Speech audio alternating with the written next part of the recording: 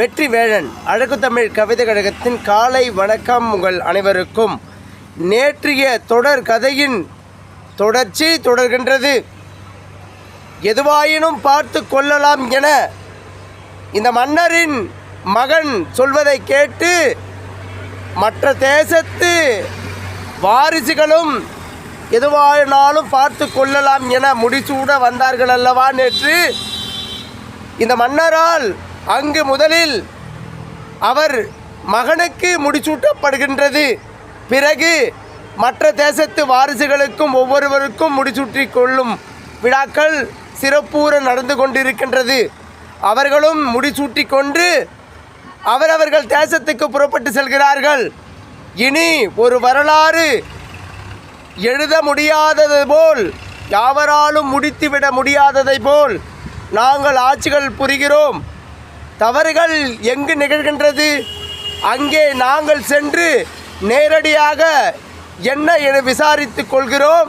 சிறப்பூர மக்களுக்கு நலத்திட்டங்களை மக்கள் தரும் வரிகளில் இருந்து நலத்திட்டங்களை சிறப்பூர வகுத்து அதை மக்களிடமே கொண்டு செல்லும் நல் வழியை நாங்கள் கற்றுக்கொள்கிறோம் என அவர்கள் சொல்கிறார்கள்.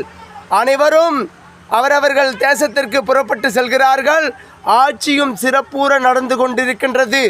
சிறப்பூற என்றால் இனி ஒரு யுகம், இனி வரும் யுகங்களுக்கும் இதுபோல் ஆட்சிகள் யாரும் புரிந்திடாத வண்ணம் இவர்கள் ஆட்சிகள் புரிந்து கொண்டிருக்கிறார்கள். சரிவர மக்கள் வரிப்பணங்கள் வந்து கொண்டிருக்கின்றது. அதை சரிவர வகுத்து அவர்களும் மக்களுக்கே செலவு செய்து கொண்டிருக்கிறார்கள். நாடு நகரங்கள் அனைத்தும் செழிப்பூற இருக்கின்றது. அங்கு முப்போக விளைச்சலும் முப்போக மழைகளும் கொட்டி தீர்த்து கொண்டிருக்கின்றது. எங்கும் பசுமை பஞ்சங்கள் இல்லாத நிலைகள் உருவாக்கி விட்டன. சிறப்பூற நிகழ்ந்து கொண்டிருக்கும் இந்த ஆட்சிகளில் மக்களும் மிக செழிப்பாக வாழ்ந்து கொண்டிருக்கிறார்கள். அந்தந்த தேசத்து வாரிசுகளும் இன்னும் பல தேசங்களை தம் கட்டுக்குள் இணைத்து கொள்கிறார்கள். அந்த தேசங்களையும் சேர்த்து இந்த மன்னரின் மகன் தன் ஆட்சிக்குள் இணைத்து கொள்கிறார். பெரும் ஒரு வரலாறு காணாத ஆட்சிகள் அங்கே நிகழ்ந்து கொண்டிருக்கின்றது. மக்கள் செல்வ செழிப்போடு வாழ்ந்து கொண்டிருக்கிறார்கள். அனைவரும் எந்த குறைகளும் இல்லாத வாழ்ந்து கொண்டிருக்கிறார்கள். இதற்குள் யாரும் எதிர்பார்க்காத பெருத்த ஒரு போர் வருகிறது.